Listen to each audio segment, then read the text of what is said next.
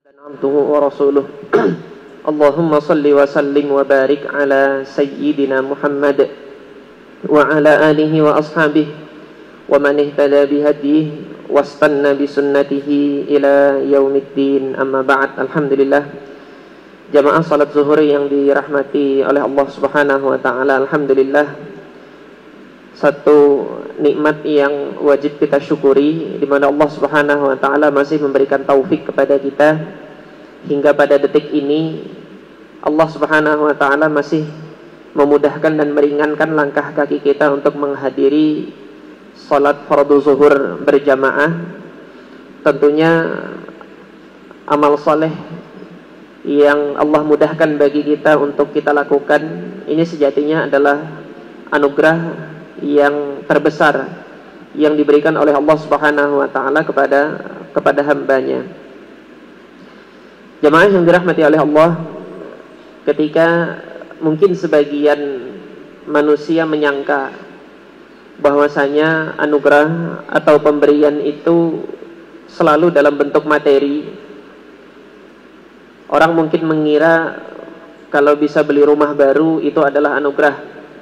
Kalau bisa beri kendaraan baru, motor baru atau mobil baru itu adalah anugerah.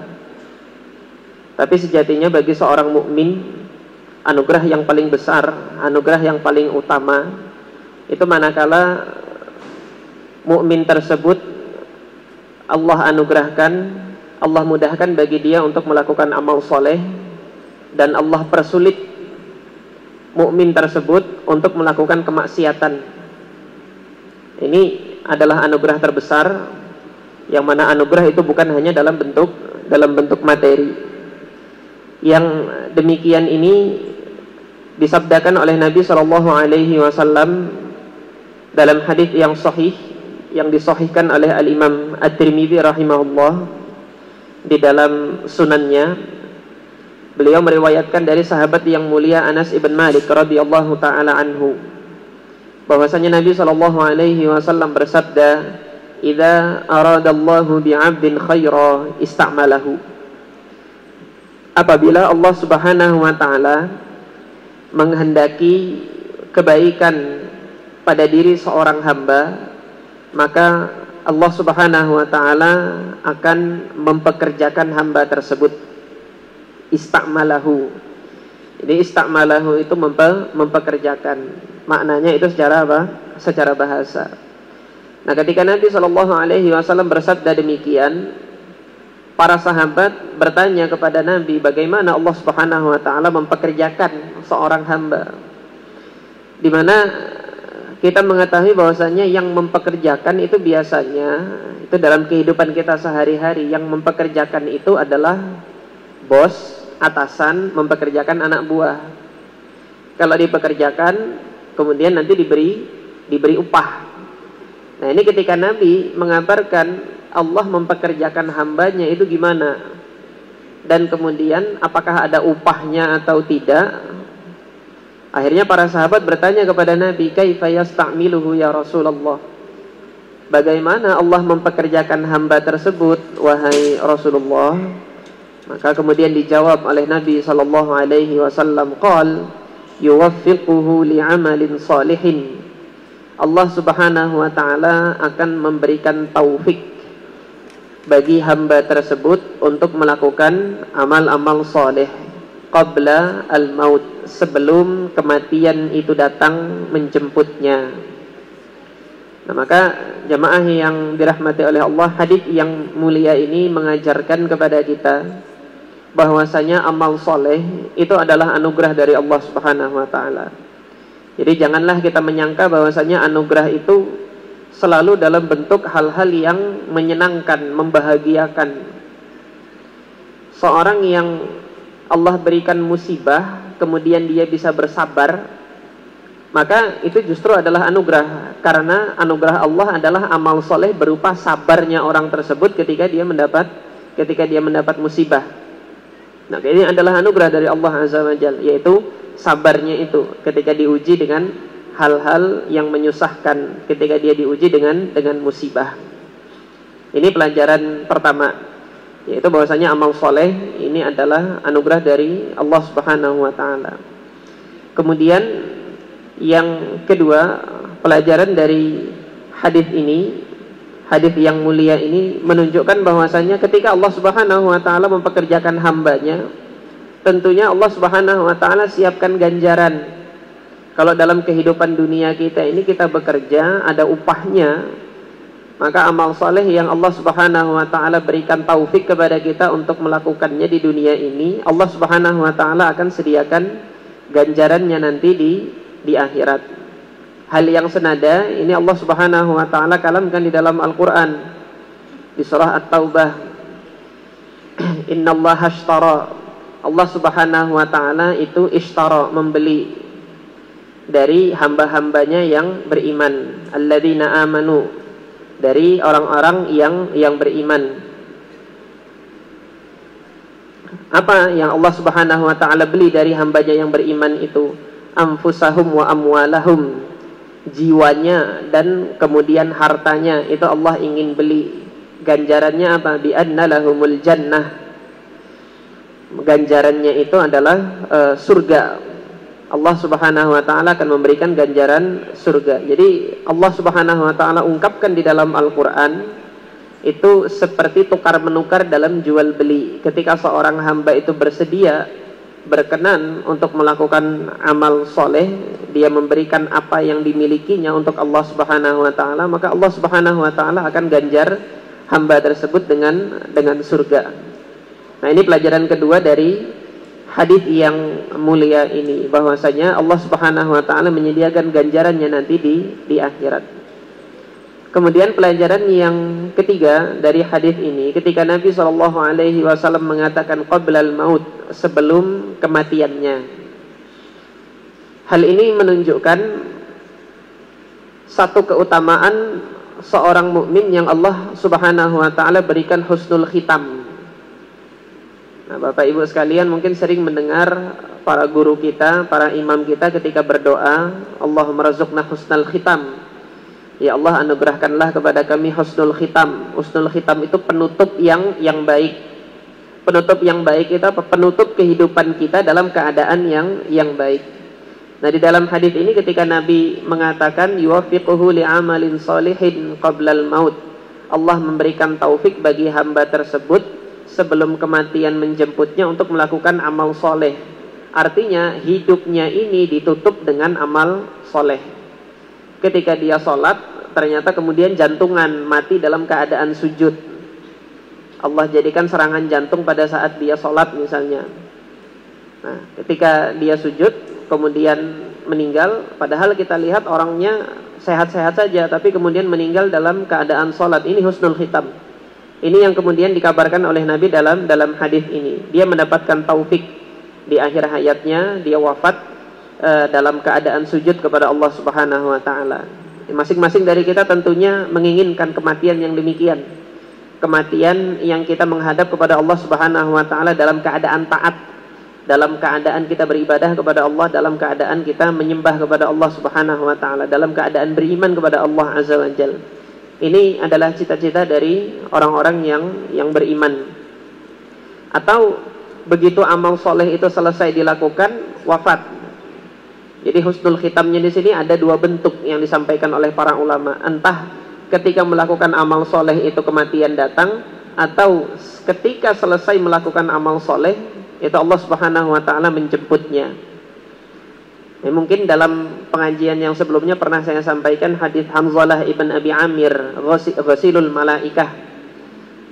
Satu dari sekian sahabat Nabi yang mendapatkan keutamaan di akhir hayatnya itu beliau dimandikan oleh para malaikat. Hal ini karena ada amal soleh yang beliau lakukan ketika beliau itu baru menikah bersama dengan istrinya. Beliau belum sempat untuk mandi junub. Kemudian beliau mendengar derap langkah pasukan Nabi SAW ke medan tempur di Uhud. Hanzalah kemudian bersegera untuk ikut bersama pasukan Nabi SAW jihad fisabilillah, dan belum sempat untuk mandi besar, mandi wajib belum sempat pada saat itu. Maka ketika bertempur Allah takdirkan Hanzalah wafat, gugur, syahid fisabilillah. Maka ketika diinspeksi jenazah para syuhada Uhud, Nabi SAW melihat para sahabat, para malaikat itu memandikan Hanzalah ibn Abi Amir ini. Ini riwayatnya ada di dalam Sahih Ibn Hibban. Nah, riwayatnya adalah hadis yang sahih. Nah, para sahabat melihat ada air saja yang mengalir dari jenazahnya Hanzalah ini tadi. Tetapi Nabi melihat para malaikat itu datang memandikan jenazahnya Hanzalah ibn Abi Amir ini. Maka ketika Nabi perintahkan para sahabat, tolong tanyakan keluarganya apa yang dilakukan sebelum dia bertempur ini. Kenapa kok para malaikat sekarang sedang memandikan beliau? Maka diceritakanlah oleh istrinya bahwasanya keadaannya ketika pergi berjihad itu dia belum sempat untuk mandi besar, belum sempat untuk mandi wajib pada saat itu, hingga para malaikat yang kemudian memandikan Hanzalah. Ini adalah satu contoh juga di mana Allah Subhanahu wa taala memberikan taufik kepada hamba yang dicintainya itu sebelum kematian menjemputnya, atau pada saat kematian menjemputnya dia sedang melakukan satu amal soleh. Nah, jemaah yang dirahmati oleh Allah Subhanahu wa taala, mumpung masih bulan Ramadan, mari kita introspeksi diri kita saat ini. Kira-kira apakah Allah Subhanahu wa taala saat ini sedang memudahkan kita untuk melakukan amal-amal soleh, atau ada sebagian di antara kita yang mungkin terhalangi untuk melakukan amal soleh? Niat mau sedekah kok nggak jadi gitu kan. Niat mau sholat malam kok keterusan tidurnya. Niat mau menghadiri sholat berjamaah, tapi kok ada saja kesibukan-kesibukan, yang mana kesibukan tersebut belum jelas pahalanya, sehingga nggak jadi sholat berjamaah.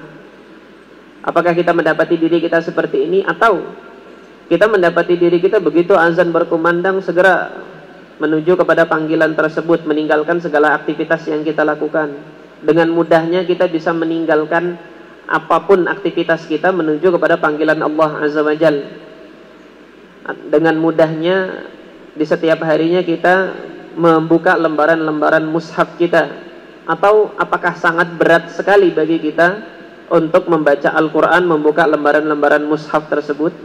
Maka apabila kita mendapati diri kita lebih cenderung, lebih sering dimudahkan oleh Allah Subhanahu wa taala untuk melakukan amal-amal soleh, maka bersyukurlah kepada Allah dan teruslah minta kepada Allah agar diberikan istiqamah, agar kemudahan melakukan amal soleh ini tetap terus Allah berikan kepada kita hingga ajal menjemput kita. Namun manakala kita mendapati kok seolah-olah terhalangi untuk melakukan amal soleh, kok kenapa sulit sekali kaki ini melangkah ke masjid Allah misalnya, kok kenapa sulit sekali saya untuk bangun malam. Nah, ini yang demikian ini perbanyak untuk beristighfar kepada Allah Subhanahu wa taala. Jangan-jangan ada satu perbuatan dosa yang kita lakukan, atau bahkan banyak perbuatan dosa yang kita lakukan yang menjadikan Allah tidak senang dengan kita, sehingga belum menginginkan kebaikan bagi kita, dan azabnya atau hukumannya Allah jauhkan kita dari amal-amal soleh yang dicintainya. Maka ini kita berlindung kepada Allah dari dijadikannya diri kita seperti ini.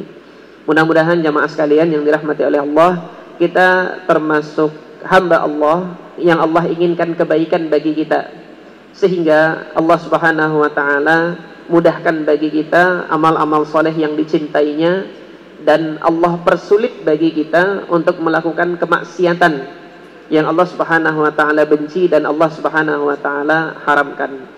Kita akhiri tausiah siang hari ini dengan sama-sama memanjatkan doa kepada Allah Subhanahu wa taala. Al-Fatihah. A'udzubillahi minasyaitonir rajim. Bismillahirrahmanirrahim.